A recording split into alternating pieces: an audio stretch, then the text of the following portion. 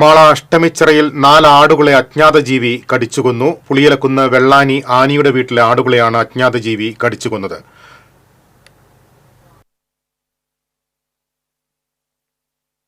കൂടുതൽ വിവരങ്ങളുമായി മാളയിൽ നിന്ന് രാജീവാണ് ചേരുന്നത്.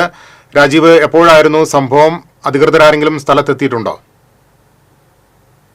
ഇന്ന് പുലർച്ചെയാണ് അജ്ഞാത ജീവി ആടുകളെ കടിച്ചു കൊന്നതായി കണ്ടെത്തിയത്. വെള്ളാനി ആനിയുടെ വീട്ടിലെ 4 ആടുകളെയാണ് കൊലപ്പെടുത്തിയിരിക്കുന്നത്.